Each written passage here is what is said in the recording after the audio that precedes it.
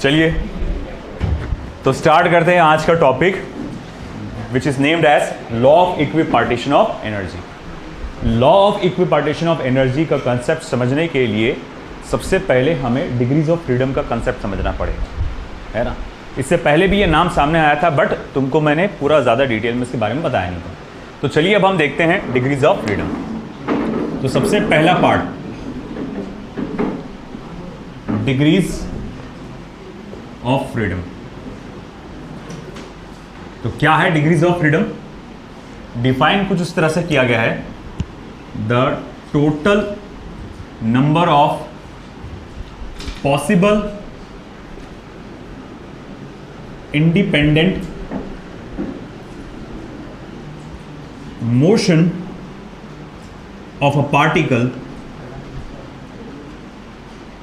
is called as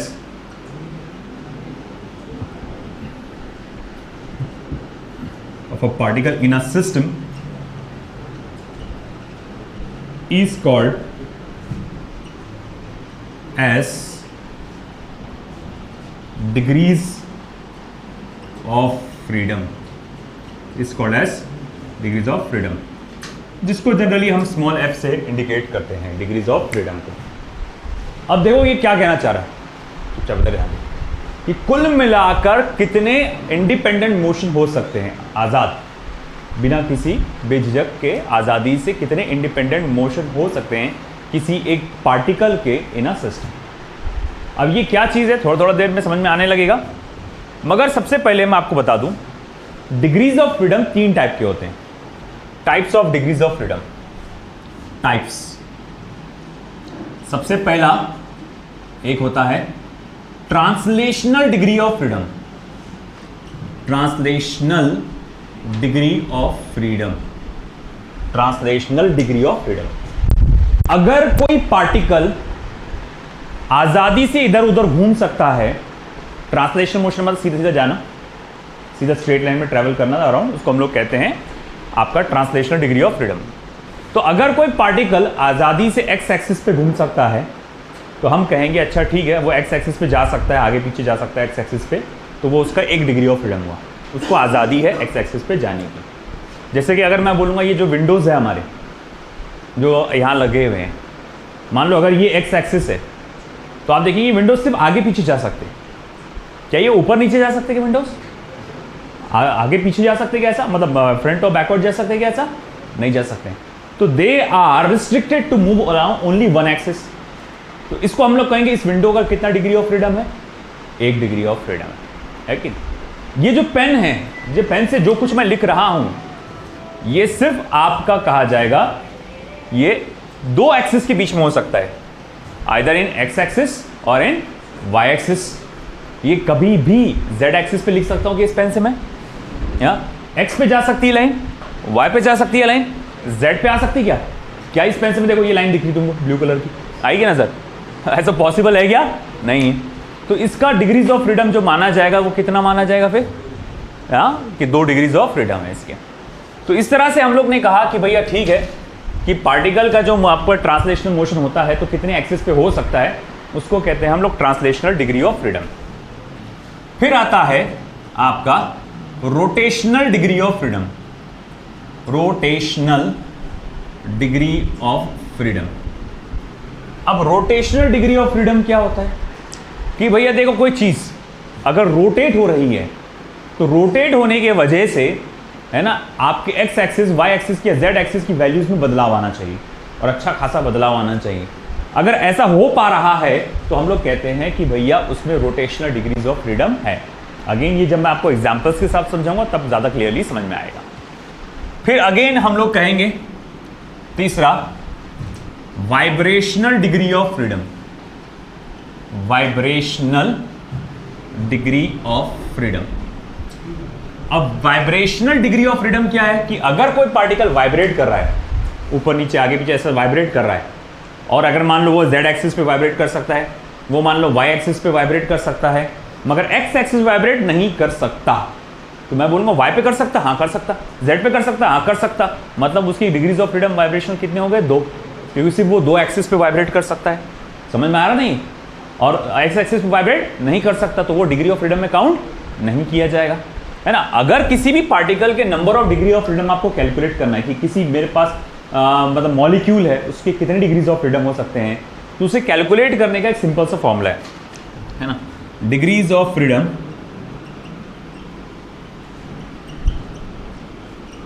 for any molecule can be calculated as, किसी भी molecule के लिए डिग्रीज ऑफ फ्रीडम आप इस फॉर्मूले से कैलकुलेट कर सकते हैं। F equals to thrice A minus R, F equals to thrice A minus R. अब ये A क्या है, ये है total number of atoms in a molecule.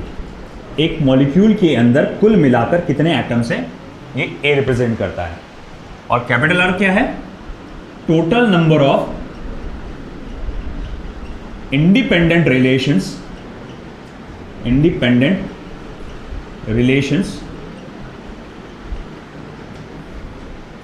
between these atoms in a molecule। कुल मिला के कितने इंडिपेंडेंट रिलेशन है एक मॉलिक्यूल में एटम्स के बीच में। अब जैसे फॉर एग्जांपल मैं कहूँगा कि ये मैं डायटोमिक मॉलिक्यूल ले रहा हूँ, है ना, तो मैं यहाँ पर बोलूँगा A की वैल्यू कितनी है, 2 है, और total number of independent relations यानी डायरेक्ट कांटेक्ट में वो कितनी बार आए हुए हैं, एटम्स एक ही बार आया है, तो R इक्वल्स टू 1। मैं ट्राई एटॉमिक मॉलिक्यूल लेता हूँ जो कि लीनियर है, लीनियर ट्राई एटॉमिक मॉलिक्यूल लेता हूँ, तो मैं आपसे पूछूंगा यहाँ कुल मिला के नंबर ऑफ एटम्स कितने इस मॉलिक्यूल के अंदर, 3, 1 2 3, और टोटल इंडिपेंडेंट रिलेशंस कितने हैं, 2, ये एक रिलेशन है और ये एक रिलेशन है ना, तो कुल मिला के कितने हो गए, 2। वैसे ही triatomic non linear molecule अगर मैं नॉन लीनियर मॉलिक्यूल लेता हूँ, यहाँ पर A की वैल्यू कितनी आएंगी, 3, कितने नंबर ऑफ एटम्स है, 3, इंडिपेंडेंट रिलेशंस कितने बार है, 3 बार, एक ये बार आ गया, एक ये और एक ये, तो कुल मिला के इंडिपेंडेंट रिलेशंस कितने हो गए, 3। तो समझ में आया तुमको इंडिपेंडेंट रिलेशंस और उसका मतलब, ठीक है ना। तो हम लोग ने ये देखा आपका डिग्रीज ऑफ फ्रीडम। अब हमको क्या करना है, मोनो एटॉमिक, डायटॉमिक और पॉली एटॉमिक के लिए डिग्रीज ऑफ फ्रीडम क्या होते हैं, कैसे होते हैं, उसके बारे में हमको पढ़ना है। इधर का हो गया,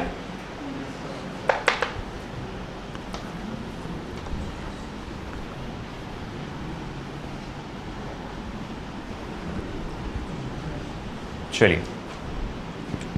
तो सबसे पहले degrees of freedom for mono atomic gas molecule, degrees of freedom for mono atomic gas molecule, कि भाई अगर मैं मोनो एटॉमिक गैस मॉलिक्यूल ले लेता हूं तो कुल मिलाकर उसमें कितने डिग्रीज ऑफ फ्रीडम हैं। जस्ट अ मोमेंट, अमजद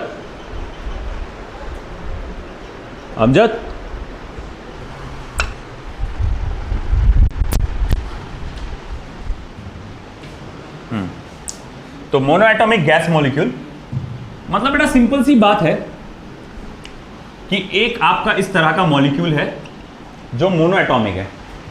अब अगर वो मोनो एटॉमिक है, पानी है क्या,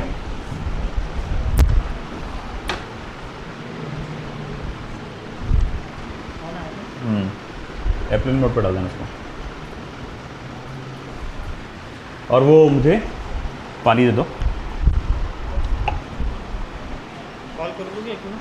कॉल कर लो तो मोनो एटॉमिक गैस मॉलिक्यूल की अगर मैं बात करूं तो भैया इसमें कितने डिग्रीज ऑफ फ्रीडम है। अच्छा एक बात बता मुझे, मोनो एटॉमिक गैस मॉलिक्यूल ये आज़ाद है एक्स एक्सिस पे घूमने के लिए, कोई इसको रोक सकता है क्या, नहीं। ये वाई एक्सिस पे जाने के लिए भी आज़ाद है और जेड एक्सिस पे जाने के लिए भी आज़ाद है। तो मैं कहूँगा कि देखो भैया ये कुल मिला के अगर मैं ट्रांसलेशनल डिग्री ऑफ फ्रीडम देखूंगा मोनो एटॉमिक गैस मॉलिक्यूल के, कुल मिला के ट्रांसलेशनल डिग्री ऑफ फ्रीडम अगर मैं देखूंगा तो वो कितने आ जाएंगे, 3। अच्छा एक बात बता, मान लो कि यहां इस तरह से एक एक्स एक्सिस या वाई एक्सिस और इस तरह से एक जेड एक्सिस करके है, और यहां पर एक मोनोएटॉमिक गैस मॉलिक्यूल है। अच्छा एक बात बता मुझे, जब ये मान लो वाई एक्सिस पे खुद के वाई एक्सिस की तरफ गोल गोल घूमेगा, है ना, तुमको क्या लगता है कि एक्स एक्सिस की वैल्यूज में कितना चेंज आएगा? कुछ खासा चेंज नहीं आएगा। अगर आपको रोटेशन मोशन चैप्टर याद होगा, लेकिन एक छोटा सा पार्टिकल है जब खुद के एक्सिस की तरफ घूमता है तो मोमेंट ऑफ इनर्शिया क्या होता है? जीरो। मोमेंट ऑफ इनर्शिया होता क्या है? रोटेट करने का सर। तो मैं वही बोलूंगा यहां पर, क्योंकि छोटा सा पार्टिकल है, खुद की तरफ यूं यूं यूं करके गोल घूम रहा, तो एक्स एक्सिस में कुछ खास बदलाव थोड़ी आया होगा। अच्छा ठीक है, अगर ये एक्स एक्सिस की तरफ भी गोल गोल घूमने लगा तो वाई एक्सिस में कुछ खास बदलाव नहीं आया होगा। अगर वो जेड एक्सिस की तरफ भी गोल घुमा तो कोई खास बदलाव नहीं आया होगा। तो भैया यहां पर हम लोग कहेंगे कि रोटेशनल डिग्री ऑफ फ्रीडम कितने हुए फिर? तो आप बोलेंगे 0। फिर आता है वाइब्रेशनल डिग्री ऑफ फ्रीडम, कि वाइब्रेशनल डिग्री ऑफ फ्रीडम, एक सिंगल एटम आपका वाइब्रेशन क्रिएट नहीं कर सकता। एक सिंगल एटम वाइब्रेशन क्रिएट नहीं कर सकता, उसको कम से कम ट्राइएटॉमिक चाहिए, लीनियर वाला। वो कैसे मैं आपको बताऊंगा। तो वाइब्रेशनल डिग्री ऑफ फ्रीडम भी क्या हो जाएंगे? 0। तो मैं पूछूंगा आपको टोटल डिग्री ऑफ फ्रीडम कितने हो गए फिर? 3। आप चाहे तो आप क्या कर सकते, ये फॉर्मूले से भी निकाल सकते। Just a moment. तो आप चाहे तो ये फॉर्मूले से भी निकाल सकते हैं, F equals to thrice A minus R। देखो F equals to thrice A minus R। यहां पर अगर देखा जाए मोनो एटॉमिक गैस मॉलिक्यूल की अगर मैं बात करूं, कितने नंबर ऑफ एटम्स मौजूद होते हैं? तो यार इसमें तो एक ही एटम होता है। बोले कितने इंडिपेंडेंट रिलेशन है? अरे भाई एक ही एटम है, किसी और के साथ कोई रिश्ता है ही नहीं है। तो भैया अब इस सिचुएशन में R इक्वल्स टू क्या हो जाएगा? 0। देखो फिर टोटल डिग्री ऑफ फ्रीडम कितना हो जाएगा? 3, है ना। तो इस तरह से हम लोग ने देखा कि मोनो एटॉमिक गैस मॉलिक्यूल में 3 डिग्री ऑफ फ्रीडम होते हैं। ठीक है, अब आई बारी डायटॉमिक गैस मॉलिक्यूल की। इधर का हो गया।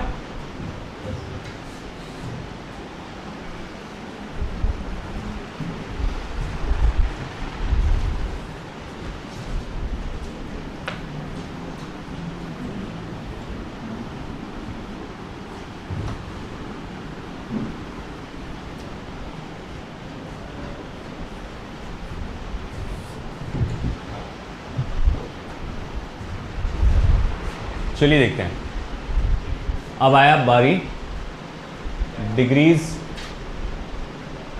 Of freedom for diatomic gas molecule. Degrees of freedom for diatomic gas molecule. अब मान के चलो आपके पास एक डायटॉमिक गैस मॉलिक्यूल है इस तरह से। ओके भाई, मान लिया कि एक डायटॉमिक गैस मॉलिक्यूल है। अब अगेन मोनोएटॉमिक गैस मॉलिक्यूल की तरह एक डायटॉमिक गैस मॉलिक्यूल भी आज़ाद होता है अपने ट्रांसलेशनल मोशन के लिए। वो कहीं पे भी जा सकता है, एक्स एक्सिस पे भी ट्रैवल कर सकता है, वाई एक्सिस पे भी ट्रैवल कर सकता है, जेड एक्सिस पे भी ट्रैवल कर सकता है। उसको एक्स एक्सिस, वाई एक्सिस और जेड एक्सिस पे सीधा सीधा जाने से कोई रोक नहीं सकता। तो अगर मैं बोलूंगा इसके ट्रांसलेशनल डिग्री ऑफ फ्रीडम कितने हैं, तो आप कहेंगे कुल मिला के 3, क्योंकि वो तीनों भी एक्सिस पे सीधे स्ट्रेट लाइन में ट्रैवल कर सकता है। अब अगर मैं बोलूंगा अच्छा ठीक है रोटेशनल डिग्री ऑफ फ्रीडम बताओ, मान के चलो कि भाई फिर से ये एक्स एक्सिस, ये वाई एक्सिस, मगर इस बार आपके पास एक डायटॉमिक गैस मॉलिक्यूल है। देखो इधर इमेजिन करो, ये ब्लू कलर की जो पेन है ये फिलहाल मान लो एक्सिस है, वाई एक्सिस, और ये ब्लैक कलर की जो पेन है ये आपका डायटॉमिक मॉलिक्यूल है। मान के चलो ऐसा थोड़ा इमेजिन करके चलो, यहाँ पर 2 बड़े बड़े गोले हैं, है ना, स्फेरिकल बॉल्स है, जो कि असल में क्या इंडिकेट कर रहे हैं, यहाँ पर एटम्स इंडिकेट करें। This is one atom, this is another atom, और ये आपस में किसी न किसी बॉन्ड से जुड़े हुए हैं, और ये एक मॉलिक्यूल हुआ। अगर मैं इसको वाई एक्सिस के अतराफ गोल गोल घुमाता हूँ तो आप देखेंगे ये एक अच्छा बड़ा सर्कल बनाता है, और एक्स एक्सिस की भी वैल्यू में काफ़ी चेंज आएगा। अगर मैं उसको जेड एक्सिस के तरफ घुमाता हूं, जस्ट अ मोमेंट, अगर मैं जेड एक्सिस के तरफ भी घुमाता हूं तो आप क्या देखते हैं कि ये भी एक बड़ा सर्कल बनाता है ना। आप खुद देख सकते हैं यहाँ पे कि अगर मैं जेड एक्सिस के तरफ भी गोल घुमाऊं तो एक बड़ा सर्कल बनाता है, और आपके एक्स एक्सिस वाई एक्सिस सबकी वैल्यूज में अच्छा खासा चेंज आएगा। मगर आप उसे अगर मान लो क्या कर रहे हैं, सॉरी ये एक्सिस था ना, आप उसे आप देखो एक्स एक्सिस की तरफ रोटेट करने की कोशिश करो। जब आप एक्स एक्सिस की तरफ रोटेट करते हैं तो आप एक देखेंगे वहीं के वहीं वो जगह पे गोल गोल घूम रहा है, तो एक बड़ा सा कोई सर्कल बना रही है वो। बात समझ रहे हैं बेटा? अगर मैं ये डायटोमिक गैस मॉलिक्यूल को फिर से देखो, वाई एक्सिस पे गोल घुमा रहा हूं, एक बड़ा सा सर्कल बनता हुआ नजर आ रहा है। अब इसकी कोनों को इमेजिन करो, कोनों पे ऐसा कोई तो स्फीयर या पेन लगा हुआ, ऐसा समझो कि गोल सर्कल बना रहा है, ऐसा सोचो तुम।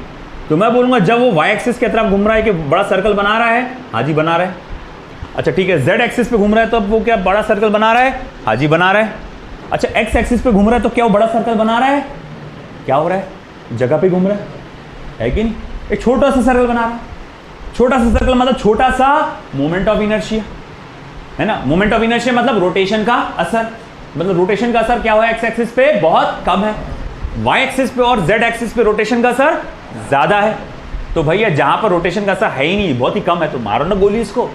तो फिर मैं बोलूंगा अच्छा ठीक है, मैं बोलूंगा रोटेशनल डिग्री ऑफ फ्रीडम कितने हुए इसके?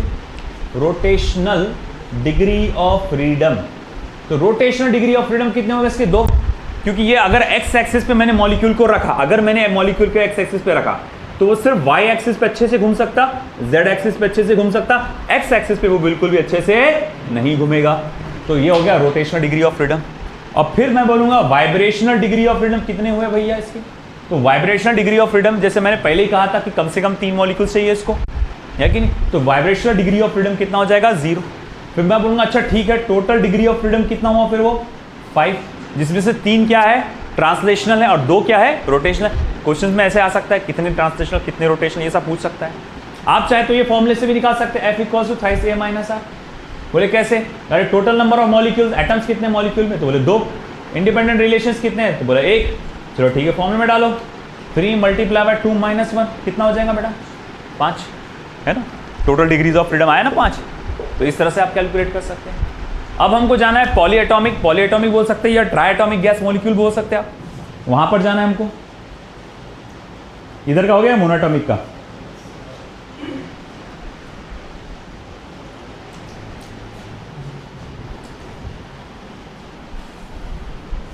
एनसीईआरटी में जिसको पॉलीएटॉमिक करके दिया हुआ है, पॉलीएटॉमिक। पॉली तो मतलब क्या होता है? एक से ज्यादा, पॉली कुछ भी हो सकता है, वैसे ट्राइएटॉमिक भी बोले तो ज्यादा बेटर है। तो पॉलीएटॉमिक, या फिर मैं इसको ब्रैकेट में लिख देता हूं ट्राई। यहां पर हम लोग ट्राइएटॉमिक की बात चल रही है। तो ट्राइएटॉमिक गैस मॉलिक्यूल में 2 कैटेगरी के आते हैं, एक आता है लीनियर और एक होता है नॉन लीनियर। ठीक है, तो ट्राइएटॉमिक मॉलिक्यूल में सबसे पहले एक मैं लूंगा लीनियर वाला और एक होगा आपका नॉन लीनियर वाला।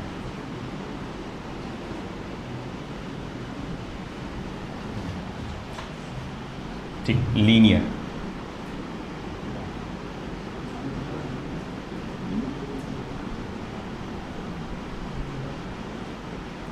तो देखो इस तरह से आपके पास ट्राइएटॉमिक मॉलिक्यूल है। अगर सपोज करो मैं इसमें total degree of freedom calculate करने की कोशिश करता हूं with the formula F = thrice A - R, तो A की वैल्यू है 3 और R की वैल्यू है 2। ये एक रिलेशन इंडिपेंडेंट और ये एक रिलेशन है। तो देयरफॉर F = क्या हो जाएगा? 3 × 3 - 2। देयरफॉर F = क्या हो जाएगा? 9 - 2 यानी कि 7। तो कुल मिला के इसके पास 7 डिग्रीज ऑफ फ्रीडम है। वहीं अगर मैं नॉन लीनियर की बात करूं, मान लो कुछ इस तरह से नॉन लीनियर, है ना, जो हो सकता है इस तरह से जुड़े हुए आपस में, जो भी हो। तो अब अगर मैं कहूँगा इसमें देखो कुल मिला के डिग्रीज ऑफ फ्रीडम कितने आएंगे, फिर से अगेन मैं यही फॉर्मूला इस्तेमाल करने वाला हूँ, थ्राइस A - R।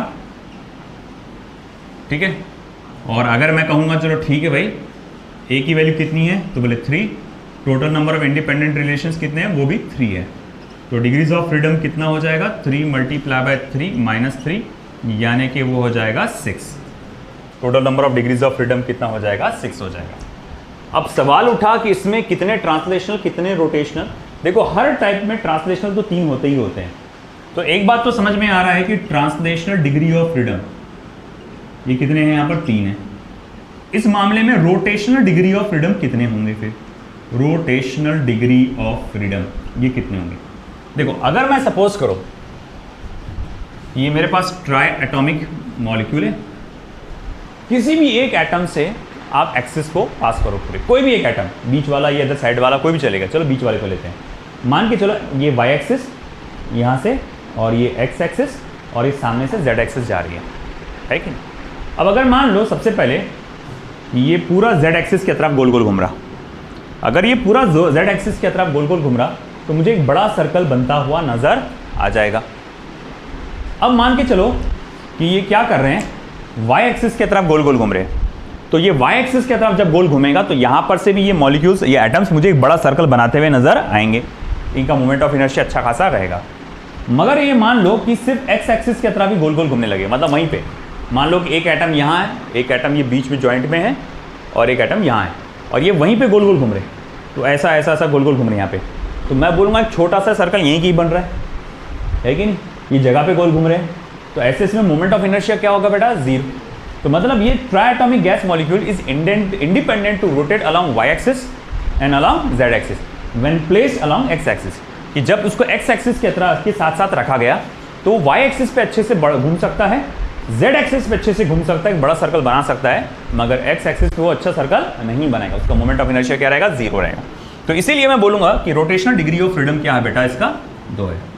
अब वाइब्रेशनल डिग्री ऑफ फ्रीडम कितना हो जाएगा, है ना, हाँ यहाँ वाइब्रेशन पॉसिबल है। बोले कैसे, जैसे कि फॉर एग्जांपल मैंने कहा कि आप ऐसा मान के चलो कि यहाँ एक एटम है, यहाँ एक एटम है, ये एक एटम है, तो ये एटम जो है ऊपर नीचे वाई एक्सिस पे ऐसा वाइब्रेट करने के लिए फ्री है, ये पूरा सिस्टम ऐसा वाइब्रेट करेगा, एक वेव जनरेट हो जाएंगी, इस तरह से वाइब्रेट करेगा वाई एक्सिस पे। इसी तरह ये जेड एक्सिस पे भी वाइब्रेट कर सकता है कि नहीं, मगर ये एक्स एक्सिस पे वाइब्रेट नहीं कर पाएगा।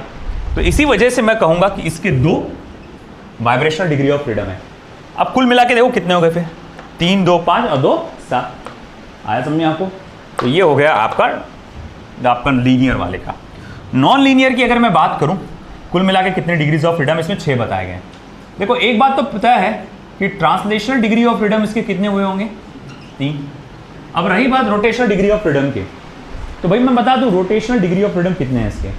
आप खुद इमेजिन करके देखो कि अगर मैं यहाँ से एक वाई एक्सिस ले लेता हूँ और यहाँ से एक एक्स एक्सिस ले लेता हूँ, अगर सपोज करो ये जेड एक्सिस की तरफ घूम रहे हैं, तो ये अगर ये जेड एक्सिस की तरफ घूम रहे हैं तो सभी के सभी एक अच्छा सर्कल बनाएंगे, बड़ा सर्कल बनाएंगे। अगर ये वाई एक्सिस की तरफ भी घूम रहे हैं तब भी ये अच्छा खासा सर्कल बनाएंगे, और अगर ये एक्स एक्सिस की तरफ भी घूम रहे हैं तब भी ये वाला मॉलिक्यूल, ये वाला एटम एक बड़ा सर्कल बनाएगा, यानी इसका मोमेंट ऑफ इनर्शिया रहेगा, इसका अप्रिशिएबल रहेगा। मैं यहाँ देख रहा हूँ, इसमें खासियत ये है कि तीनों के तीनों एक्सिस पे घूमने पर यहाँ आपका एक अच्छा बड़ा सा सर्कल बनता है, एक अप्रिशिएबल मोमेंट ऑफ इनर्शिया की वैल्यू मिलती है, यानी कि यहाँ पर तीनों एक्सिस पे वो आज़ादी से घूम सकता है, और इसके रोटेशनल डिग्री ऑफ फ्रीडम कितने हो जाएंगे फिर 3। अब फिर मैं बोलूँगा वाइब्रेशनल डिग्री ऑफ फ्रीडम कितने होंगे, नहीं, यहाँ एक भी vibrational degree of freedom generate नहीं हो पाएगा, ये सिर्फ इस तरह से लीनियर में वेव जनरेट होती है जहाँ पर, वहाँ पॉसिबल है, इसलिए वाइब्रेशनल डिग्री ऑफ फ्रीडम कितने होंगे इसके 0। आई बात समझ में आपको ये। तो दिस इज आपका डिग्रीज ऑफ फ्रीडम, जिसके अंदर हम लोग ने पढ़ा कि कैसे इसको कैलकुलेट किया जाता है, मोनोएटॉमिक का कितना है, डायटॉमिक का कितना है, ट्राइएटॉमिक में लीनियर और नॉन लीनियर का कितना है। मोनोएटॉमिक के कितने डिग्रीज ऑफ फ्रीडम है, 3, डायटॉमिक के 5, ट्राइएटॉमिक में या पॉलीएटॉमिक में लीनियर का कितने हैं 7, नॉन लीनियर के कितने हैं 6। मोनोएटॉमिक में जो है वो सबके सब क्या है, ट्रांसलेशनल डिग्री ऑफ फ्रीडम है। डायटॉमिक में कौन से कितने हैं, ट्रांसलेशनल के 3, रोटेशनल के 2। अच्छा, ट्राइएटॉमिक लीनियर में क्या कितने कितने हैं, ट्रांसलेशनल के 3, रोटेशन के 2, वाइब्रेशन के 2, और नॉन लीनियर में कितने हैं, ट्रांसलेशन के 3, रोटेशन के 3 और वाइब्रेशन के 0। ये सारी बातें याद रखो बेटा, घर पे जाके अच्छे से बार बार उसको रिवाइज करो, हार्डली 5 से 10 मिनट लगेगा, और एग्जाम में आ गया ना चुटकियों से हो जाएगा। करो फटाफट।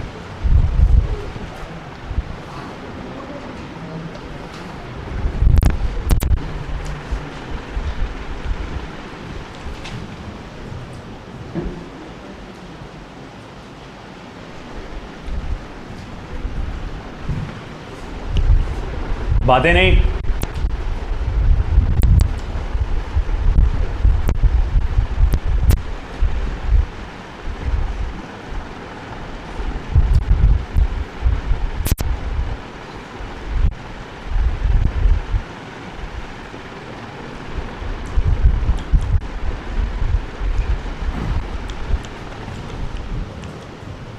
ये वाला हो गया होगा आप लोगों का,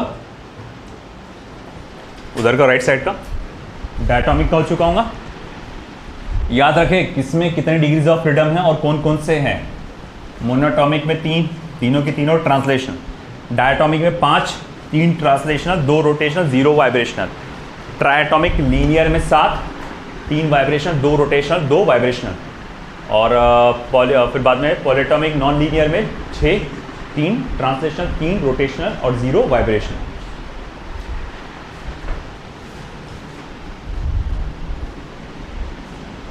अब आएंगे हम लोग असल उस पे, law of equipartition of energy. Law of equipartition of energy.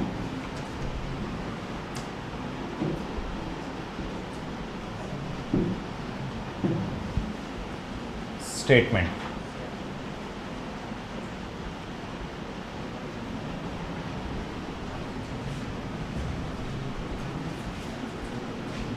For any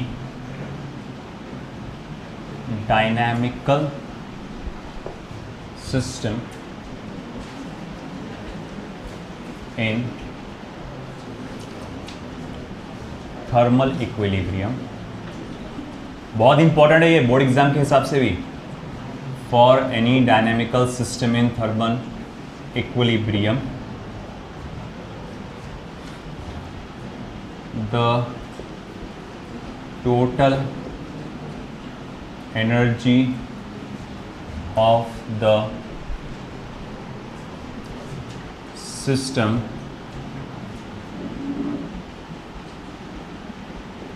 is on an average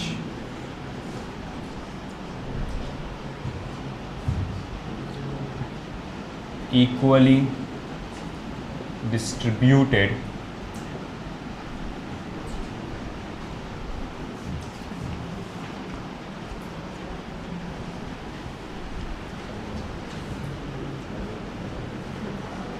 ये हुआ, ये वाला पार्ट पूरा ही कर लो फटाफट। अब मुझे पूरा हटाना है इसको।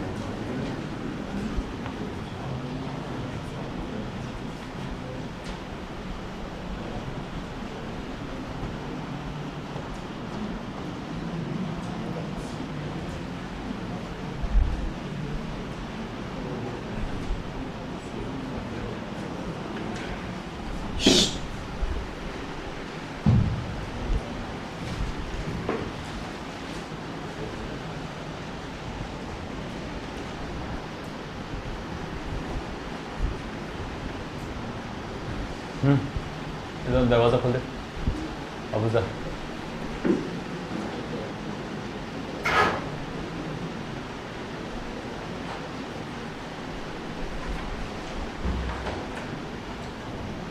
ये हो गया नीचे का।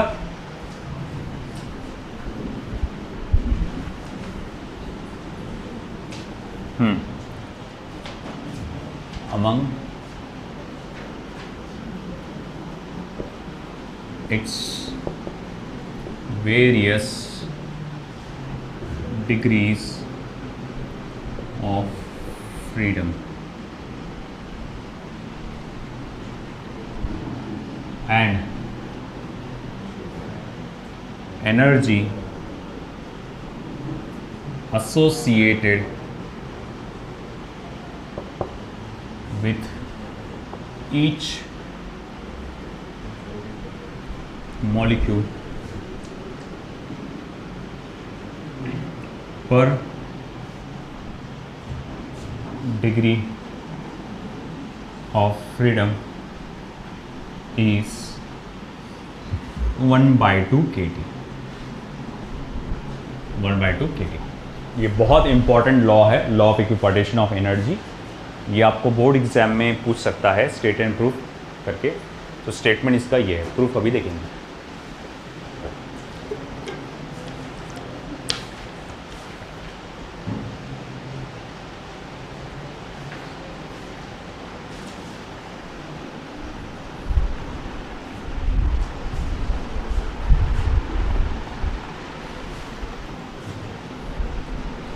चलिए इसका प्रूफ देखेंगे। और प्रूफ जो हम लोग देखेंगे with the help of monoatomic gas molecule. तो आप एक क्या कर रहे हैं, एक कंसिडर कर रहे हैं एक मोनोएटॉमिक गैस, मैं रफ में लिख रहा हूँ पूरा, consider a mono atomic gas molecule. ठीक है, अब एक मोनो एटॉमिक गैस मॉलिक्यूल की जो टोटल काइनेटिक एनर्जी है वो कैसे देंगे आप, हाफ ऑफ VRMS का स्क्वायर, है ना। और RMS वेलोसिटी क्या होता है आपको बता चुका हूँ कॉन्सेप्चुअली, है ना। तो चलो भाई ठीक है, मान लिया। तो जिसको मैं ऐसा भी लिख सकता हूँ, हाफ ऑफ VRMS का स्क्वायर। और आपको ये भी मालूम है कि आपने जब काइनेटिक थ्योरी पढ़े थे, energy associated with each molecule, एक सिंगल मॉलिक्यूल की एनर्जी कितनी होती है, 3/2 kT होती है ना। जब अपन ने काइनेटिक एनर्जी के सारे फॉर्मूले निकाले थे, काइनेटिक एनर्जी पर मॉलिक्यूल, काइनेटिक एनर्जी पर मास, काइनेटिक एनर्जी पर मोल, तो उसमें से एक मॉलिक्यूल की काइनेटिक एनर्जी का फॉर्मूला आया था 3/2 kT, चेक कर लीजिए नहीं तो आप, है ना, काइनेटिक एनर्जी पर मॉलिक्यूल। अब देखो ये आप कहेंगे RMS वेलोसिटी जो है इसका कोई एक पर्टिकुलर डायरेक्शन नहीं होता, ये सभी डायरेक्शन के लिए होता है ना। अब हम लोग जानते हैं कि जो आपने कहा कि ये RMS वेलोसिटी किसी एक डायरेक्शन के लिए नहीं होता, ये सभी डायरेक्शन के लिए होता है और ये टोटल काइनेटिक एनर्जी है। तो मैं ये कह सकता हूँ अच्छा ठीक है, तो हाफ ऑफ m VRMS का स्क्वायर, आप उसको ऐसा भी लिख सकते हैं, हाफ ऑफ m Vx का square plus half of m Vy का square plus half of m Vz का स्क्वायर, है ना। ये जो टोटल काइनेटिक एनर्जी है RMS वेलोसिटी, वो along x axis, along y axis, along z axis, तीनों का सम है।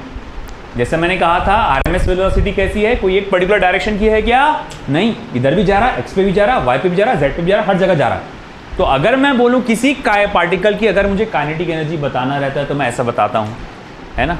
मगर वही पार्टिकल x एक्सिस पे भी जा रहा है, y पे भी जा रहा है, z एक्सिस पे भी जा रहा है, तो क्यों ना मैं अलग अलग एक्सिस पे कैलकुलेट करके देखूं। बोले x एक्सिस पे कितना होगा फिर उसका, half of m Vx square, y पे इतना, z पे इतना, और तीनों का मिलाकर वही टोटल काइनेटिक एनर्जी आएगी। बोले हाँ बिल्कुल सही है, वो टोटल काइनेटिक एनर्जी आएगी। मगर उसी को तो आपने क्या बोला है, बोले उसी को तो मैंने 3/2 kT बोला। बोले हाँ बिल्कुल सही, ठीक है। अब ऐसा है कि अब अगर मैं कहूँगा कि यहाँ पर देखो भाई, हम लोग ने पढ़ा है इस काइनेटिक थ्योरी जब पढ़ रहे थे, उसके अजम्पशन में पढ़ रहे थे कि इसका जो पार्टिकल का जो मोशन होता है पार्शियल नहीं होता, यानी मैं एक्स एक्सिस पे बहुत तेज़ी से जाऊँगा मगर वाई एक्सिस पे आराम से जाऊँगा और जेड एक्सिस पे तो जाऊँगा ही नहीं। ऐसा होता क्या, नहीं, उसका जो मोशन होता है उसके हर एक्सिस पे इक्वली डिस्ट्रीब्यूटेड होता है, यानी जितनी स्पीड से वो एक्स पे ट्रैवल करेगा उतनी स्पीड से वाई, उतनी स्पीड से जेड, यानी जो काइनेटिक एनर्जी उसकी एक्स एक्सिस पे होगी उतनी वाई पे सीधा और उतनी जेड पे। तो भाई अगर मैं बोलूँगा कि यहाँ पर तो half of M we x का square, half of M we x का स्क्वायर इज इक्वल्स टू क्या है, क्या फिर half of M v y का square is equals to half of M v z का स्क्वायर, है कि नहीं। ये तीनों भी तो कैसे रहेंगे, इक्वल रहेंगे। अगर ये तीनों इक्वल है तो क्यों ना मैं इसको ऐसे लिखूं, 3 multiply by half of M we x का square is equals to 3/2 kT। बोले ऐसा कैसे, अरे half of M v y के स्क्वायर की जगह क्या डाल सकते हैं आप, half of M we x लिख सकते हैं ना, इसके भी जगह क्या लिख सकते हैं, half of M we X square. तो ऐसा 3 बार हो जाएगा, तो इसीलिए 3 multiply by half of M we X square, ये नहीं लिख रहा है, इसको छोड़ दिया मैंने वहाँ से लिखना, और ये बचा आपका 3/2 kT। अब देखो फिर ये 3 और ये 3 क्या हो जा रहा, कैंसिल। तो मैं बोलूँगा बचा क्या फिर, half of M we X square, जो कि क्या है kinetic energy along X axis, और वो कितना है 1/2 kT। तो देखो भाई यहाँ पर क्या बताया इसने कि energy associated with each molecule along X axis यानी अलॉन्ग 1 डिग्री ऑफ फ्रीडम कितना है 1/2 kT। तो वही उसने बात बोला है किसी भी डायनामिकल सिस्टम में, डायनामिकल मतलब जो लगातार मोशन में है ना, इन थर्मल इक्विलिब्रियम जहां पर आपका टेम्परेचर कैसा है, कांस्टेंट है, the total energy of the system is on an average equally distributed. पूरे सिस्टम में जो टोटल एनर्जी है बराबर बराबर में बटी हुई है, और एक मॉलिक्यूल से जुड़ी हुई एनर्जी हाँ and energy associated with each molecule per degree of freedom is 1/2 kT। और एक एक मॉलिक्यूल से जुड़ी हुई एनर्जी 1 डिग्री ऑफ फ्रीडम में कितनी आती है बेटा, 1/2 kT आती है। ठीक है, तो ये हमारा था a law of equipartition of energy. अब हमको इसकी एप्लीकेशन देखना है। वो याद है तुमको, मोनोटॉमिक गैस के लिए अपन सीपी सीवी की वैल्यू लेते थे, गामा की वैल्यू लेते थे, है ना। मैंने बताया था आगे काइनेटिक थ्योरी ऑफ गैसेस में आएगा इसका असल प्रूफ, वो अब आएगा। चलो लिख लो पहले ये पूरा अच्छे से।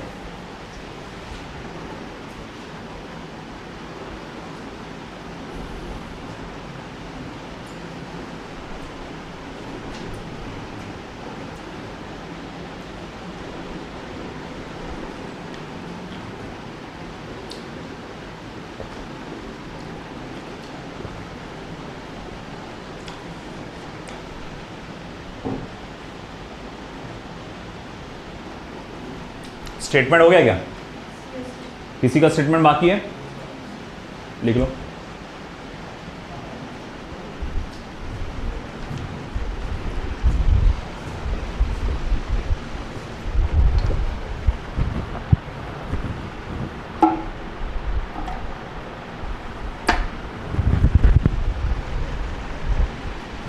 तो अब बातों में इन्वॉल्व मत हो, इधर चुपचाप लिख।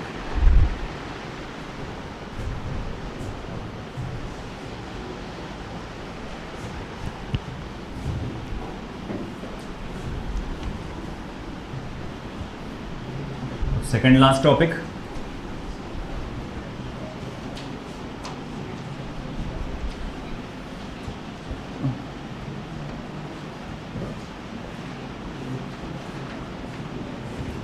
specific heat capacity.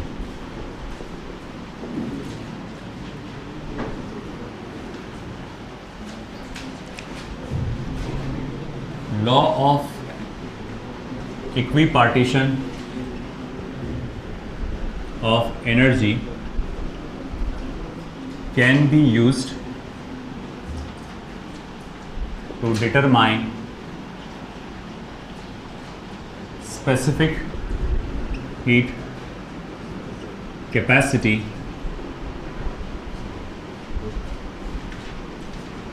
of monoatomic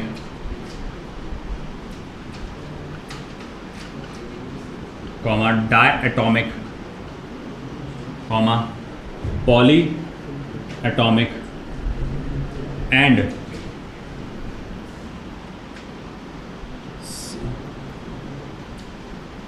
gases and solid material। तो देखो भाई, आप law of equipartition of energy के मदद से monoatomic gas, diatomic gas, polyatomic gas, poly मतलब कोई भी है ना, मॉलिक्यूल्स के आप क्या कर सकते हैं, कैलकुलेट, है ना, स्पेसिफिक हीट कैपेसिटी कैलकुलेट कर सकते हैं। वैसे देखो, जब आप गैसेस की बात कर रहे हैं तो ये मास स्पेसिफिक हीट तो नहीं होगा, ये क्या होगा, मोलर स्पेसिफिक हीट कैपेसिटी की ही बात कर रहा होगा, है कि नहीं। तो भाई हम लोग गैसेस का molar specific heat capacity monoatomic, diatomic, polyatomic की निकाल सकते हैं। साथ ही साथ सॉलिड के लिए आप एक्चुअल जो मास स्पेसिफिक हीट कैपेसिटी है वो कैलकुलेट कर सकते हैं। इससे पहले के सिलेबस में वाटर का भी हुआ करता था कि वाटर का स्पेसिफिक हीट कैपेसिटी आप कैसे कैलकुलेट करते हैं, वो भी था, मगर वो अभी निकाल दिया गया है, इस सिलेबस में नहीं है। अभी करंट सिलेबस में नीट क्या, एनसीईआरटी के, सॉरी स्टेट बोर्ड में तो सॉलिड है भी नहीं शायद, है ना, एनसीईआरटी के इसमें नहीं है, ठीक है। तो चलो एक एक करके हम लोग देखेंगे। सबसे पहले हमको मोनोएटॉमिक का, फिर डायटॉमिक का, फिर पॉली का, फिर सॉलिड मटेरियल का देखना है। तो 13.6.1 specific heat capacity of monoatomic gas, monoatomic gas. चलिए, ये बहुत आसान है, आपको एक आ गया तो बाकी के सारे आ जाएंगे।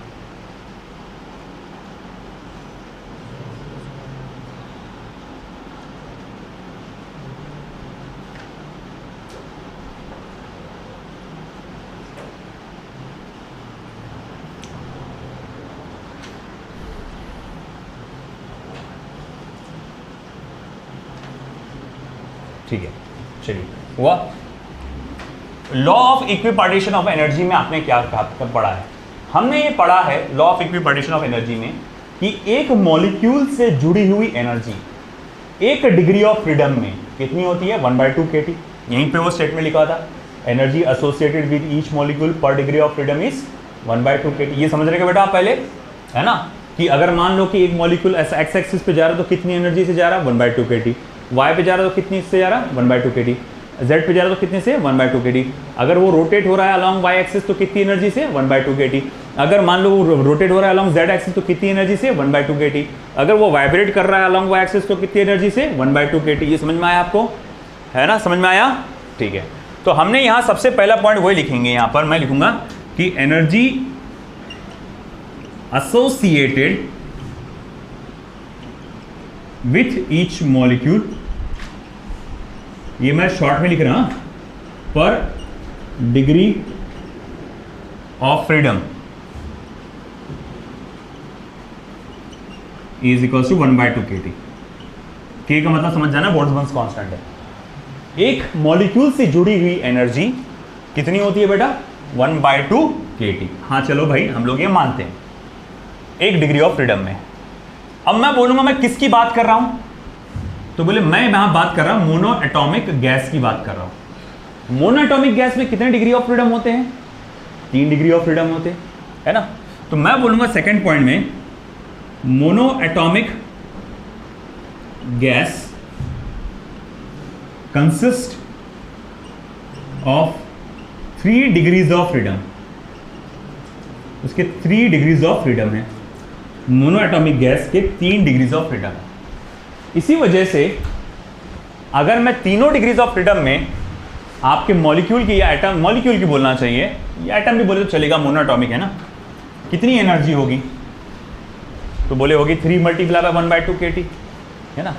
तो मैं लिखूंगा energy associated with mono atomic with a monoatomic gas molecule in all the 3 degrees of freedom, in all the 3 degrees of freedom is equal to 3 multiplied by 1/2 kT, that is equals to, फिर वो क्या हो जाएगा 3/2 kT। बात समझ में आएगी बेटा? हमने बताया सबसे पहले एक मॉलिक्यूल का 1 डिग्री ऑफ फ्रीडम में एनर्जी कितना होता है? 1/2 kT। फिर हमने बोला भाई हम किसकी बात कर रहे? अरे हम किसकी बात कर रहे? मोनो एटॉमिक गैस मॉलिक्यूल की। अच्छा, मोनो एटॉमिक गैस मॉलिक्यूल की फिर 3 डिग्रीज ऑफ फ्रीडम में कितने हो जाएंगे? 3 × मल्टीप्लाई बाय 1/2 kT, तो बोले 3 multiply bye 1/2 kT and that means 3/2 kT। समझ में आया, है ना। अच्छा ठीक है। अच्छा, ये किसकी बात चल रही है? एक मॉलिक्यूल की बात चल रही है। अच्छा, अगर मैं एक मोल ऑफ गैस की बात करूं तो बोले मैं कहूंगा energy associated with 1 mole of gas, energy associated with 1 mole of gas in all the 3 degrees of freedom, degrees of freedom equals to, ये कितना रहेगा? तो बोले भैया आप कितनी बात कर रहे हैं? 1 मोल ऑफ गैस की बात कर रहे हैं। एक मॉलिक्यूल के लिए कितना होता है? 3/2 kT। मगर अभी आपने क्या बोला? 1 मोल ऑफ गैस के लिए। तो बोले उसके लिए फिर क्या करना पड़ेगा? आपको एवोगैड्रोस नंबर से मल्टीप्लाई करना पड़ेगा, है कि नहीं? अच्छा एक बात बताओ मुझे, Na मल्टीप्लाई बाय क्या होता है? यूनिवर्सल गैस कांस्टेंट होता है। तो मैं यहां लिख सकता हूं, अच्छा ठीक है, अगर ऐसी बात है तो एनर्जी जो इंटरनल एनर्जी जिसको आप कैपिटल यू से इंडिकेट करते हैं, तो उसको मैं क्या लिख सकता हूं बेटा? 3/2 टाइम्स ऑफ RT लिख सकता हूं, है ना। ये हो जा रहा क्या बेटा? Energy associate with 1 mole of gas, है ना, इन all the 3 degrees of freedom, 3/2 kT multiply by Na। मगर Na मल्टीप्लाई बाय K क्या होता है? R होता है ना। तो मैं यहां लिख देता हूं साइड में लगे तो, since Na multiply by K equals to R, यानी यूनिवर्सल गैस कांस्टेंट। ठीक है, अब आगे यहां पर मैं क्या करूंगा कि आप इसको इक्वेशन नंबर 1 दे दो, तो मैं यहां लिखूंगा डिफरेंशिएट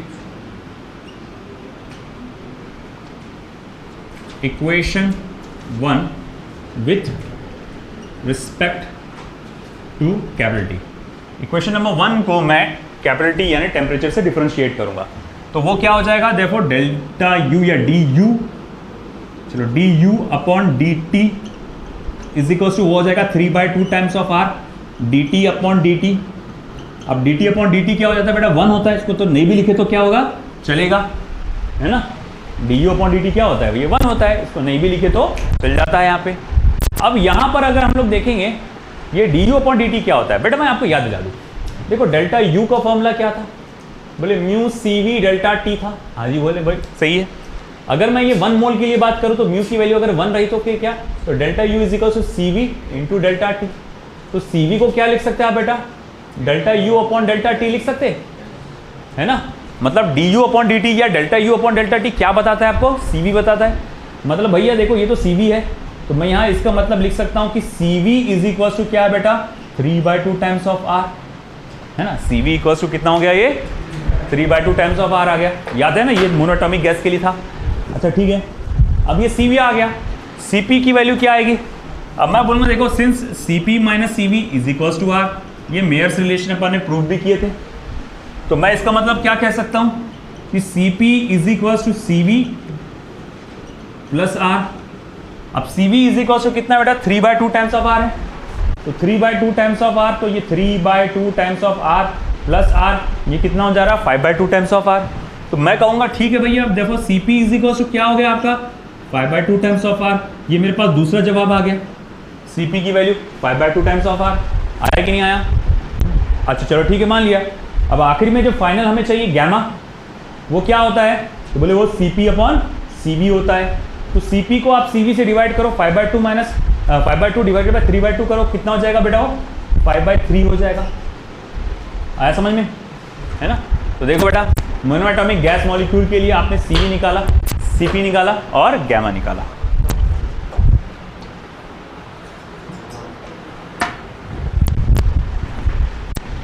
करिए सॉल्व।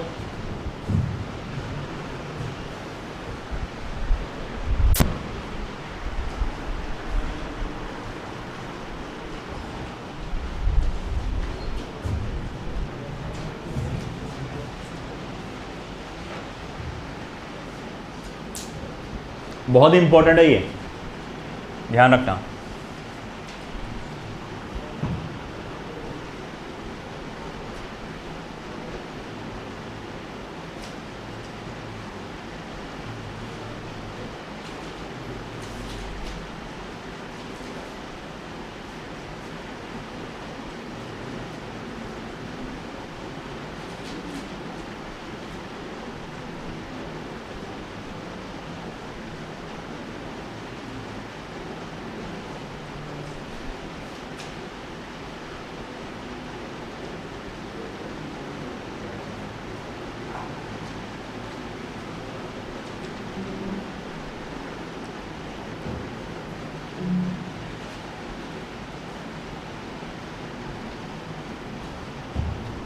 फिर कोई मुझे डायटोमिक के लिए बना के दिखाएगा क्या, डायटोमिक शुरू ऐसी होगा, energy associated with each molecule per degree of freedom is 1/2 kT। इधर ध्यान दो बेटा, डायटोमिक गैस में कितनी डिग्रीज ऑफ फ्रीडम होते हैं, 5, तो ये 3 की जगह क्या आ जाएगा, 5 डिग्रीज ऑफ फ्रीडम, है ना। फिर energy associated with 1 molecule in all the 3 की जगह in all the 5 degrees of freedom is equal to क्या आ जाएगा, फिर 5/2 kT। फिर ये 3 की जगह क्या आ जाएगा, 5, है ना। हर जगह 3 की जगह क्या आता जाएगा, 5, है ना। करते हो डायटोमिक का खुद से लिखो, पहले लिख लो, मोनोटॉमिक का भी कंप्लीट कर लो, फिर उसके बाद डायटोमिक का कंप्लीट करो।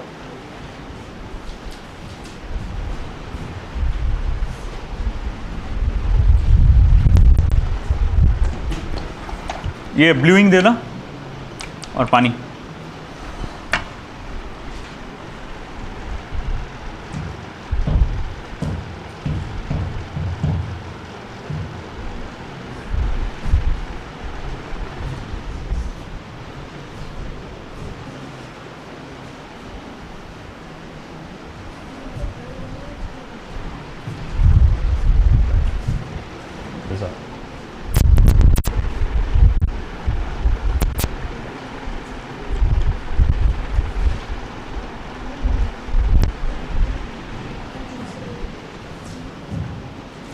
क्या हो गया, क्या कैसा, बोलिए। बोर्ड पे कुछ लिखा हुआ समझ में नहीं आ रहा, या कंसेप्ट समझ में नहीं आ रहा।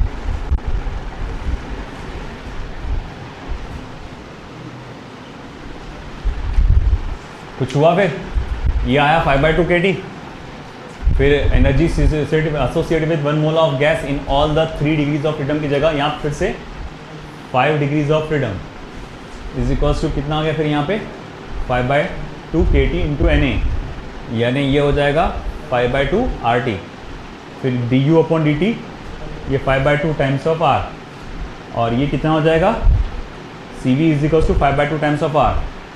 CP इज इक्वल्स टू फिर कितना हो जाएगा CP माइनस CV, और CP इक्वल्स CV प्लस यानी कि 5/2 times of R plus R, जो कि कितना हो जाएगा 7/2 टाइम्स ऑफ R, और CP/CV कितना हो जाएगा बेटा फिर 7 आगे इसमें 7/, आया समझ में। डायटोमिक के लिए लिख लो, लिखो अभी फटाफट डायटोमिक के लिए भी पूरा लिखो एज इट इज, रिपीट करो सब कुछ पूरा लिखो।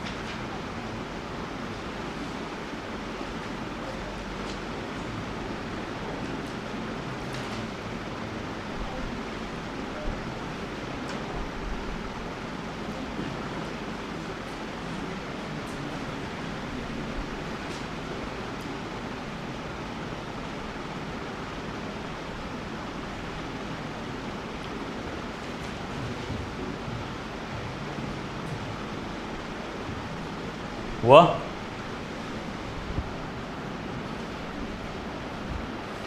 अब अपने को इसका देखना है पॉलीएटॉमिक गैस का।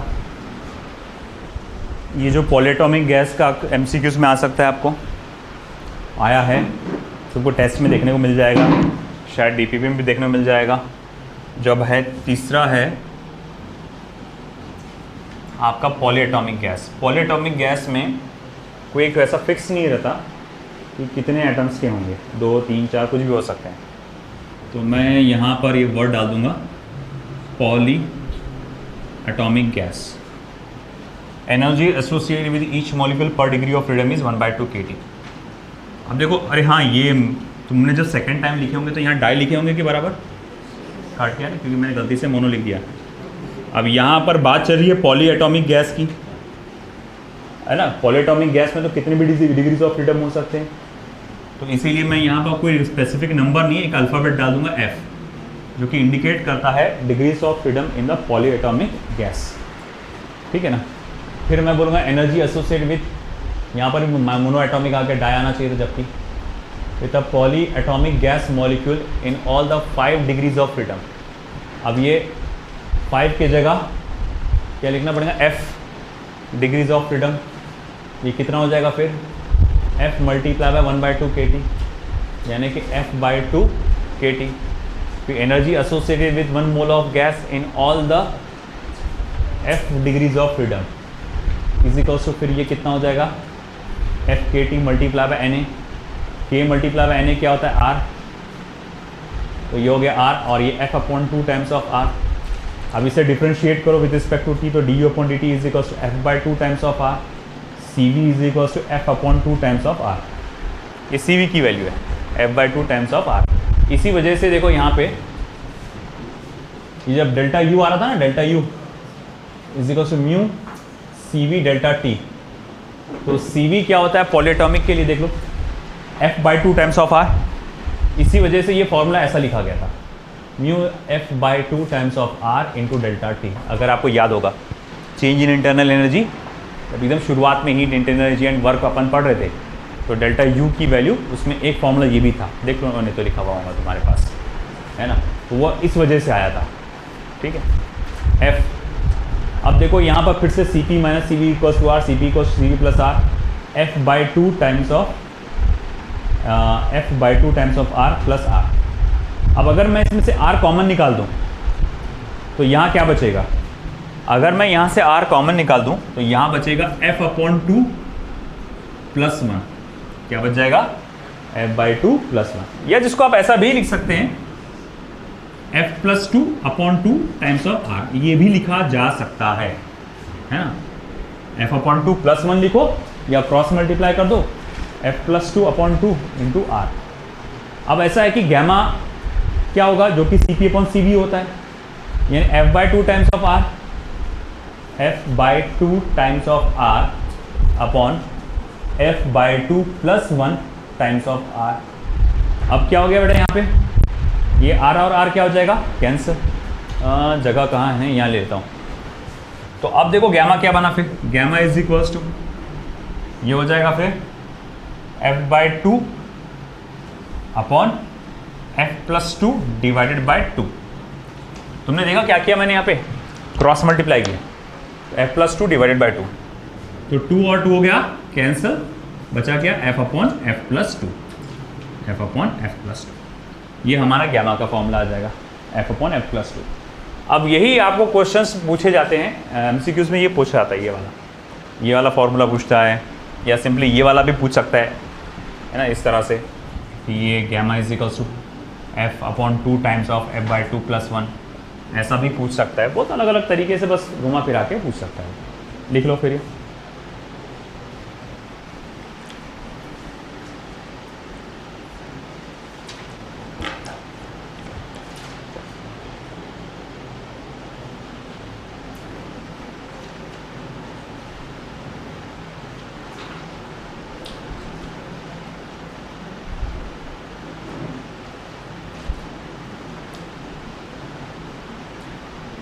लिखो फटाफट पूरा।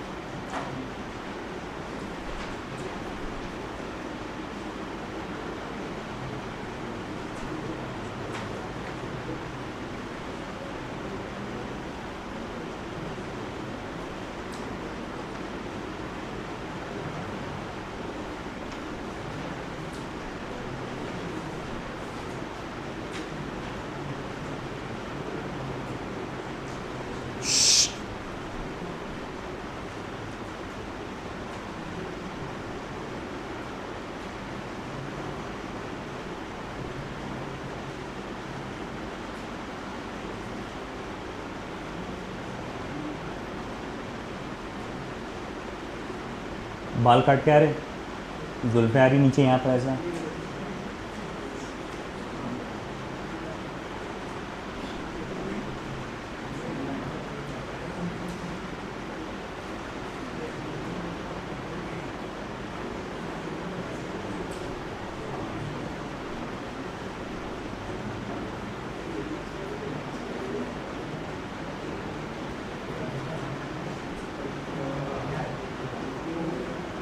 हुआ अब इसका आएगा, आखिरी तो नहीं बोल सकता, but specific heat capacity of solid लिख लो फिर फटाफट।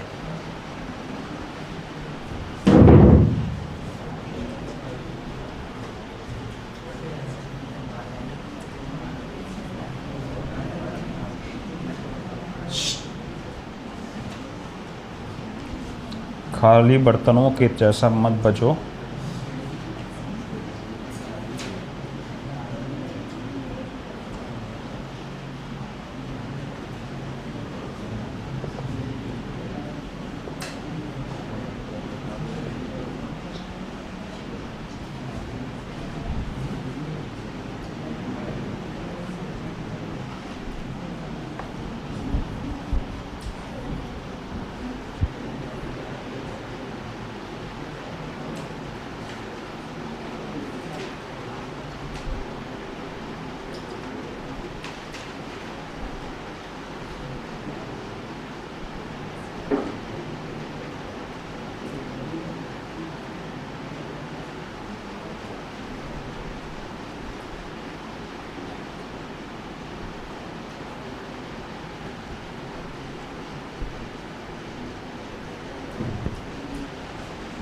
क्या हो गया सालिक? रजिस्टर? और तू पेन बता रहा उसको होना, उसको क्यों होना भाई? खुद का लेकर नहीं आया क्या?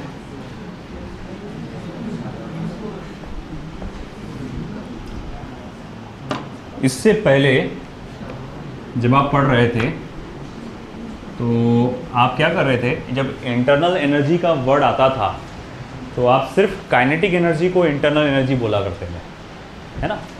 याद होगा गैस के मामले में।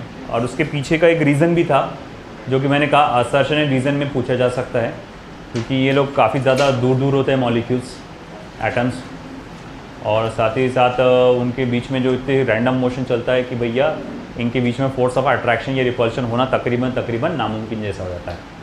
इसीलिए जब अपन इंटरनल एनर्जी की बात करते हैं तो हम लोग डील करते हैं सिर्फ और सिर्फ विथ काइनेटिक एनर्जी। मगर बात चल रही है सॉलिड की। अगर मैं सॉलिड की बात करूं तो यहाँ तो एटम्स जो होते हैं एक स्पेसिफिक डिस्टेंस पे होते हैं और फिक्स होते हैं, है ना? याद होगा आपको जब हम लोग लॉज ऑफ मोशन जैसा पढ़े थे कुछ चैप्टर, तो आपने जैसा बताया था मैंने आपको, एटम्स जो है एक स्प्रिंग नुमा फोर्स से आपस में बंधे हुए होते हैं।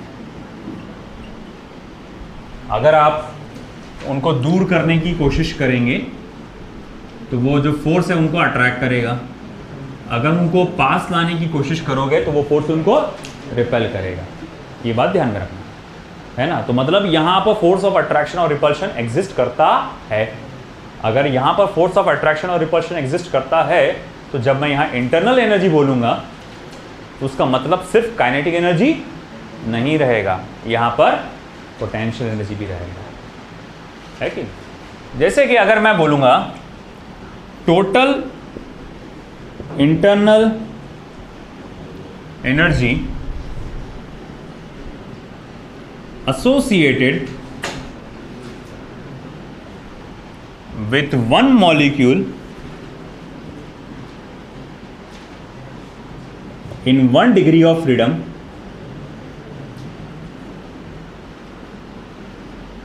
is equals to, वैसे तो हम लोग फॉर्मूला लिखते हैं 1/2 kT, no doubt. 1 degree of freedom बोलने के बजाय मैं अगर इन 1 एक्सिस बोलूँ तो ज़्यादा अच्छा रहेगा। इन 1 एक्सिस वो कितना है 1/2 kT, ये बात हम लोग जानते हैं। मगर यहाँ पर मैं क्या करूँगा कि देखूंगा एक ही एक्सिस पे 2 टाइप की एनर्जी होती है, एक वाइब्रेशनल काइनेटिक एनर्जी। ये देखो एक और बात बता दूँ, सॉलिड में सिर्फ और सिर्फ वाइब्रेशनल काइनेटिक एनर्जी होती है। सॉलिड के मॉलिक्यूल्स इधर उधर घूम सकते हैं क्या? अपनी मर्जी से जा सकते हैं। गैस के जा सकते हैं, सॉलिड के जा सकते हैं क्या? नहीं। अपनी मर्जी से रोटेट हो सकते हैं क्या? नहीं। ये सिर्फ वैसे आगे पीछे ऊपर नीचे ऐसे घूम सकते हैं, बस वाइब्रेट हो सकते हैं। तो सॉलिड के मॉलिक्यूल्स सिर्फ वाइब्रेट हो सकते हैं, इसीलिए मैं कहूँगा उनके पास सिर्फ वाइब्रेशनल काइनेटिक एनर्जी होती है।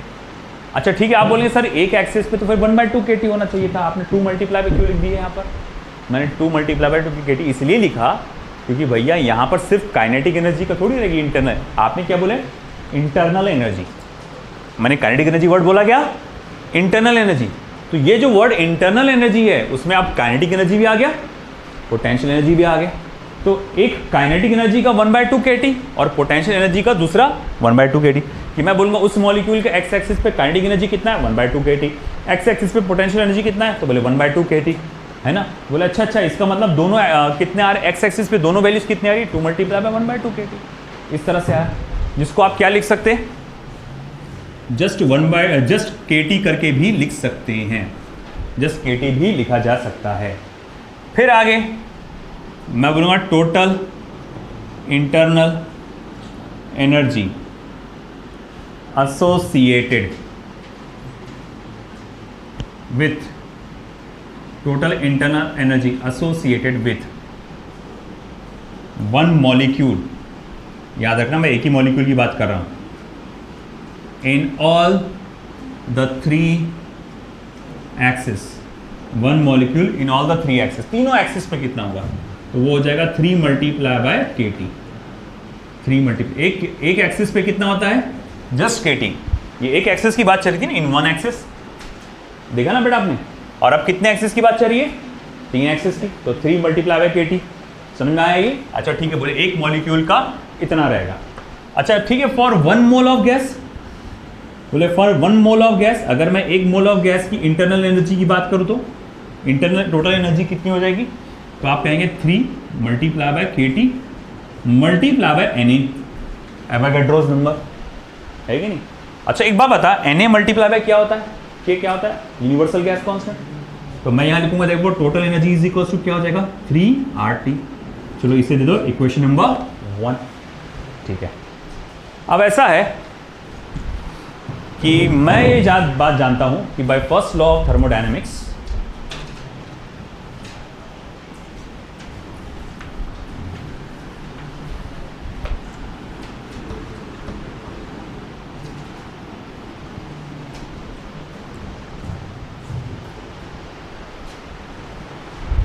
देखो by first law of thermodynamics delta Q is equal to delta U plus W, या डेल्टा W बोल सकते हैं, वर्क डन, है ना, एट कांस्टेंट प्रेशर। और अगर कांस्टेंट प्रेशर है तो कांस्टेंट प्रेशर पे delta Q equal to delta U एक प्लस P डेल्टा V करके बोल सकते हैं आप, है ना। Delta Q equal to U delta U plus P delta V, बिल्कुल सही।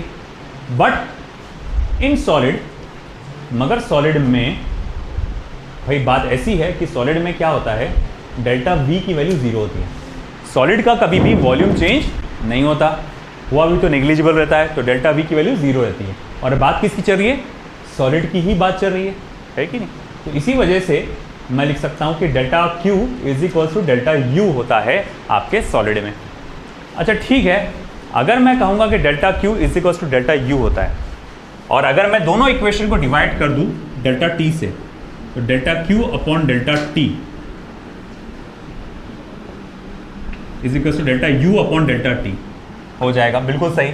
अब ये इक्वेशन हमें क्या देगी, अगर देखो इक्वेशन नंबर 1 को मैं डिफरेंशिएट करता हूँ विथ रिस्पेक्ट टू T, तो मैं यहाँ पर क्या लिख सकता हूँ, देखो इस इक्वेशन को अगर डिफरेंशिएट किया तो delta U upon delta T is equal to 3 times of R, है ना। Delta U upon delta T is equal to क्या लिख सकते हैं अपन, 3 टाइम्स ऑफ R। तो इसका मतलब यहाँ पर ये क्या लिखा जा सकता है, 3 टाइम्स ऑफ R। अब ऐसा है कि देखो delta Q upon delta T होता क्या है, ये हीट कैपेसिटी होता है, amount of heat required to raise the temperature, है ना। और बात चल रही है 1 मोल ऑफ गैस की, per mole of gas by 1 degree Celsius, उसको हम लोग क्या कहते हैं, मोलर हीट कैपेसिटी। तो मतलब मोलर हीट कैपेसिटी का फॉर्मूला क्या हो जाएगा बेटा, फिर 3 टाइम्स ऑफ R। आया समझ में कि किसी भी सॉलिड का अगर मोलर हीट कैपेसिटी निकालना है तो आप 3 टाइम्स ऑफ R से इंडिकेट कर सकते हैं, लिख लो।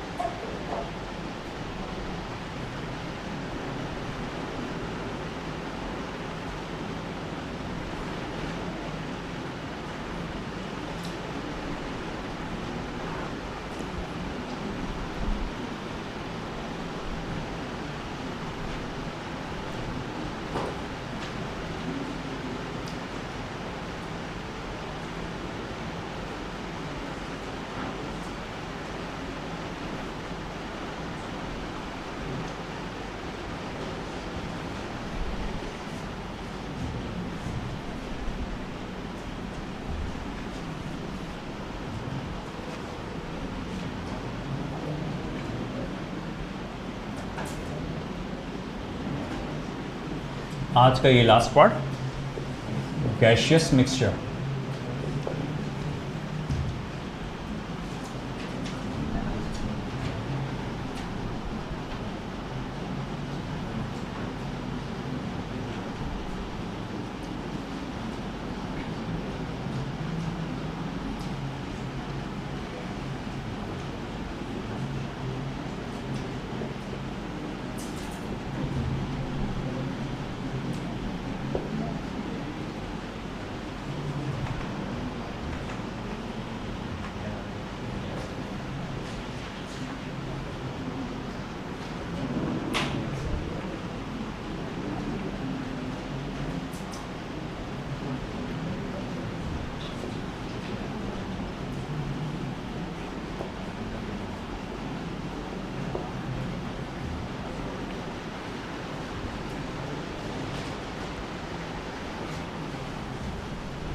इधर का हो गया पार्ट।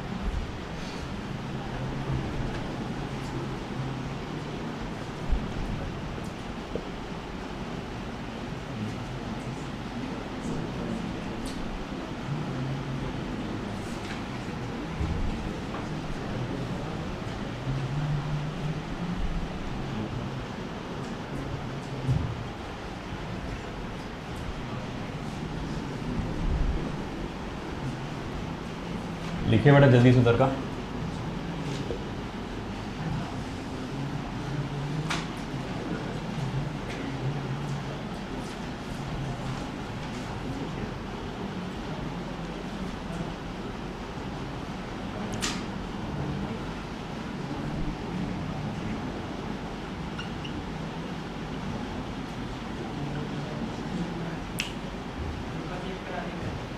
रुक जाओ।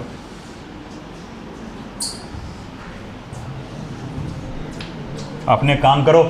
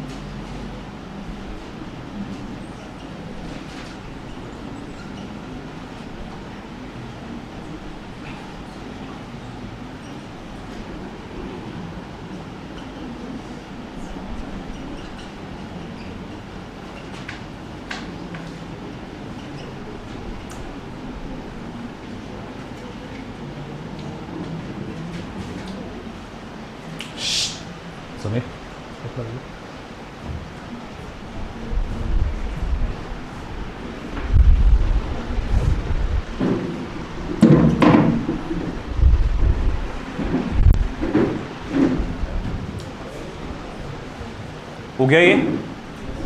चलिए अभी हम लोग क्या पढ़ने जा रहे हैं, gaseous mixture.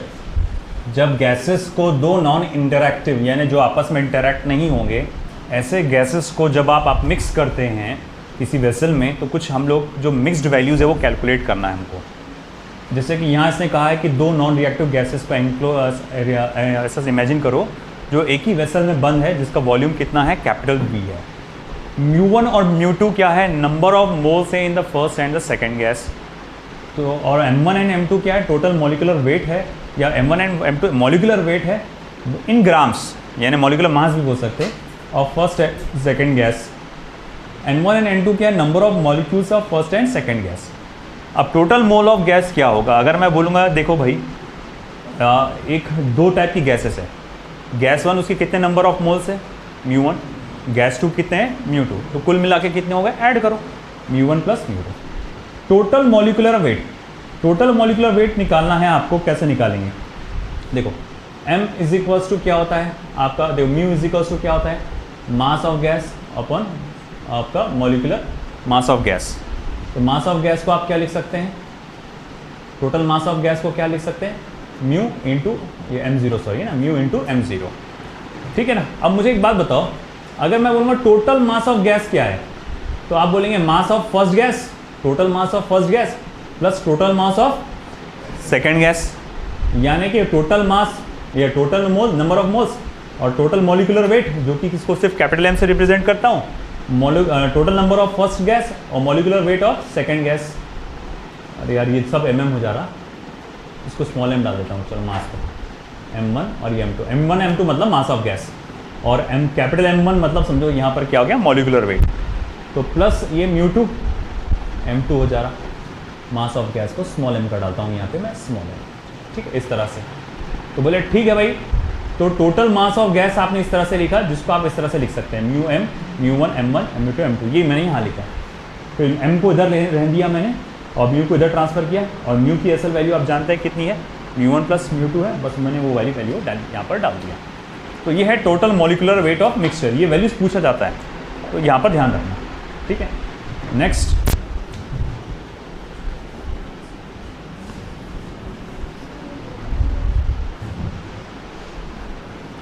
next, specific heat of a mixture at constant volume, specific heat of the mixture at, बातें नहीं, constant volume, specific heat of mixture at constant volume. तो इसका जो फॉर्मूला आएगा वो रहेगा CV मिक्स, अभी थोड़ा वक्त कम है तो डायरेक्ट दे दे रहा हूँ, μ1 CV1 μ2 CV2 अपॉन μ1 प्लस μ2। आप इसको आप ऐसा लिख सकते हैं, और आप इसको ऐसा भी लिख सकते हैं, जैसे कि आप जानते हैं म्यू क्या होता है, mass of gas upon molecular mass या मॉलिकुलर वेट। तो मैं इसको लिख सकता हूँ m1 upon capital M1 CV1 m2 upon capital M2 CV2, और यहाँ पर m1 upon capital M1 plus m2 upon capital M2, इसको आप ऐसा भी लिख सकते हैं, ओके। और जैसे कि आप जानते हैं CV इज इक्वल्स टू, आप जानते हैं कि वो कितना होता है, R गैमा -1 करके होता है। तो मैं ये फॉर्मूले को ऐसा भी लिख सकता हूँ, CV mix is equals to, R को मैं कॉमन में निकाल लेता हूँ, μ1 gamma 1 -1 plus μ2 gamma 2 -1 upon μ1 plus μ2, ये हो जाएगा CV मिक्स। और इसी तरह से CP मिक्स भी निकालना पड़ेगा। चौथा ही है specific heat of the mixture at constant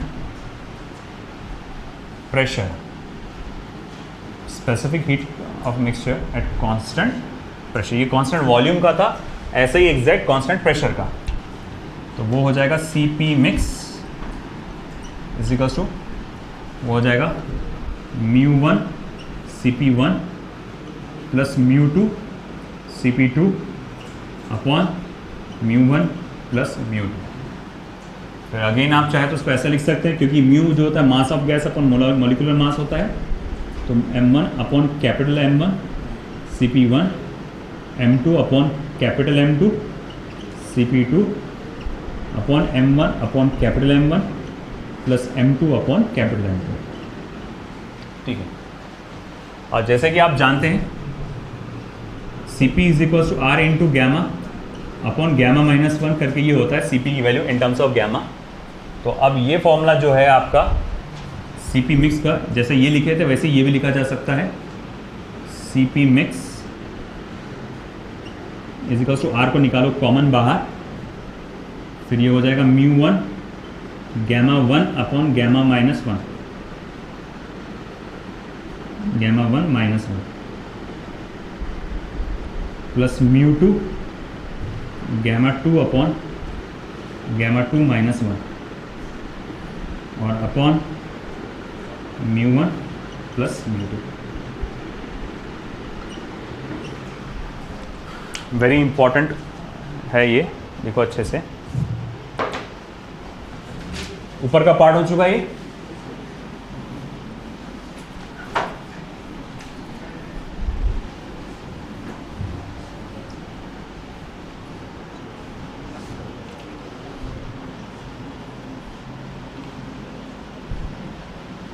फिर लास्ट गैमा ऑफ मिक्सचर। अब गैमा ऑफ मिक्सचर निकालना है तो आपको क्या करना पड़ेगा, सीपी ऑफ मिक्सचर। गैमा क्या होता है, सीपी अपॉन सीबी होता है, तो CP of mixture upon CB of mixture लिख सकते हैं आप। अब यही सारी वैल्यूज को आप डालो, यानी कि μ1 CP1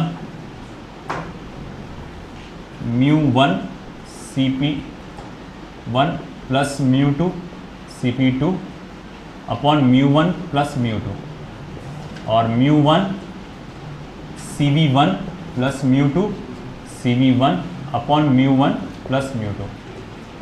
तो देखो भैया यहाँ क्या हुआ, μ1 प्लस μ2 क्या हो जाएगा, कैंसिल हो जाएगा। फिर गैमा मिक्सचर क्या हो जाएगा आपका, गैमा मिक्सचर आप उसको ऐसे लिख सकते हैं μ1 CP1 plus μ2 CP2 upon μ1 CB1 plus μ2 CB2। ये गैमा मिक्स की वैल्यू आ गई। फिर वंस अगेन आप चाहे तो मास ऑफ गैस भी डाल सकते हैं, बट ज़रूरी नहीं है। हाँ, इन टर्म्स ऑफ गैमा कैसे लिखेंगे, अगर जैसे मैं जानता हूँ कि Cp की वैल्यू को आप क्या लिख सकते हैं, R into gamma upon gamma minus 1, तो मैं यहाँ लिखूँगा देखो μ1 R gamma 1 upon gamma 1 minus 1 plus μ2 R gamma 2 upon gamma 2 minus 1 upon ये हो जाएगा आपका μ1 R in terms of gamma क्या लिख सकते हैं, सिर्फ gamma 1 minus 1 μ2 R upon gamma 2 minus 1। अब यहाँ से भी R निकलेगा, यहाँ से भी R निकलेगा कॉमन, और वो हो जाएगा कैंसिल।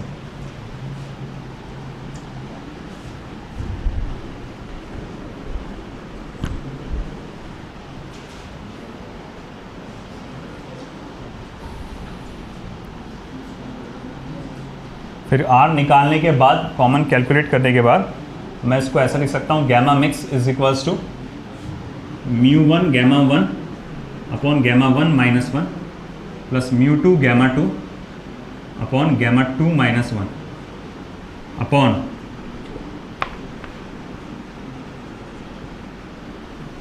μ1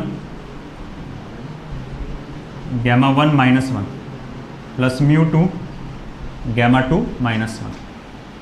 फिर इसमें क्रॉस मल्टीप्लिकेशन होगा, यहाँ पर और यहाँ पर क्रॉस मल्टीप्लिकेशन होकर फाइनल आंसर मैं बता देता हूँ क्या रहेगा।